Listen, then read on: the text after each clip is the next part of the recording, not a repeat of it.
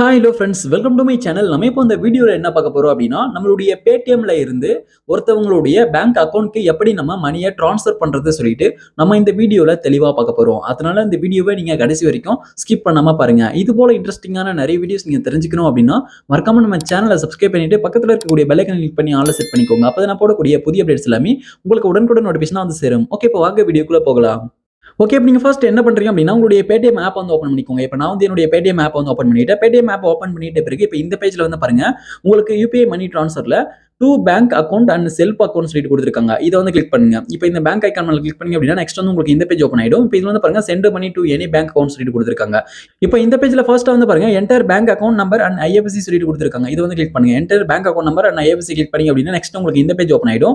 இப்ப நீங்க யாருக்கு மணிய ட்ரான்ஸ்ஃபர் பண்ணுமோ, அவங்களுடைய அக்கவுண்ட் நம்பர வந்து இதுல வந்து என்டர் பண்ணிக்கோங்க இந்த பாக்ஸ்ல. ஓகே, இப்ப நான் வந்து அவங்களுடைய அக்கவுண்ட் நம்பர் வந்து என்டர் வந்து பண்ணிக்கிறேன். இப்ப நீங்க அவங்களுடைய அக்கவுண்ட் நம்பர நீங்க வந்து என்டர் பண்ணி முடிச்சிட்ட பிறகு வந்து பாருங்க, இப்போ அதுக்கு கீழ ஒரு பாக்ஸ் இருக்கு பாருங்க, பேங்க் நேம் அண்ட் ஐஎஃப்எஸ்சி சொல்லிட்டு இருக்கு பாருங்க. அத வந்து கிளிக் பண்ணுங்க. இத கிளிக் பண்ணீங்க அப்படின்னா நெக்ஸ்ட் வந்து உங்களுக்கு இந்த பேஜ் வந்து ஓப்பன் ஆகும்.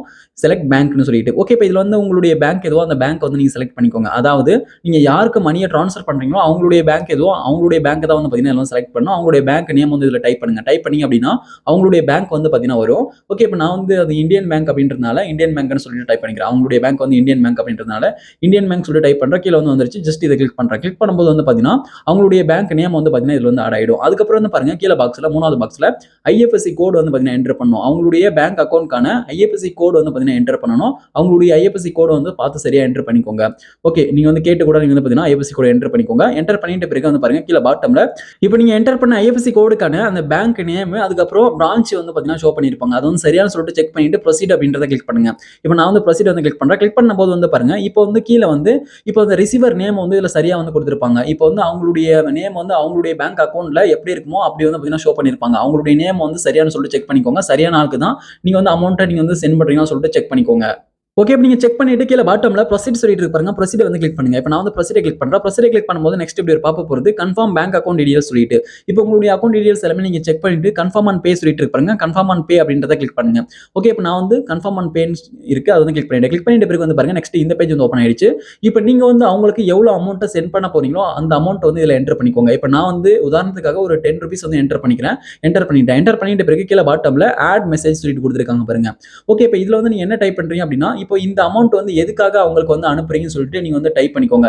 நீங்க என்டர் பண்ணிக்கோங்க. இது என்டர் பண்ணிட்டீங்க அப்படின்னா இது வந்து பாத்தீங்கன்னா ஒரு ரீசனா இருக்கும். எப்போனா வந்து பாத்தீங்கன்னா இதுக்காக தான் சென்ட் பண்ணான்னு சொல்லிட்டு அவங்க வந்து தெரிஞ்சுக்க முடியும். அது வந்து அந்த ஹிஸ்டரியை எடுத்து. ஓகே, அதனால நீங்க வந்து பாத்தீங்கன்னா எதுக்காக சென்ட் பண்றீங்கன்னு சொல்லிட்டு டைப் பண்ணிட்டு கீழ பாட்டம்ல வந்து பாத்தீங்கன்னா ப்ரொசீட் சொல்லிட்டு இருக்கு. ப்ரொசீட் வந்து கிளிக் பண்ணுங்க. இப்போ நான் வந்து ப்ரொசீட் அப்படின்றத நான் கிளிக் பண்ணிக்கிறேன். ப்ரொசீட் கிளிக் பண்ணிட்ட பிறகு நெக்ஸ்ட் வந்து பாருங்க, இப்போ வந்து பே சொல்லிட்டு இருக்கு. இப்போ நீங்க வந்து உங்களுடைய Paytmல மல்டிபிள் பேங்க் அக்கவுண்ட்ஸ் ஆட் பண்ணிருக்கீங்க அப்படின்னா மல்டிபிள் பேங்க் அக்கவுண்ட்ஸ் இருக்கும். எந்த பேங்க் அக்கவுண்ட்ல அமௌண்ட் இருக்கோ, எந்த பேங்க் அக்கவுண்ட்ல இருந்து மணியை ட்ரான்ஸ்ஃபர் பண்ணுமோ அந்த பேங்க் அக்கவுண்ட நீங்க வந்து செலக்ட் பண்ணிக்கோங்க.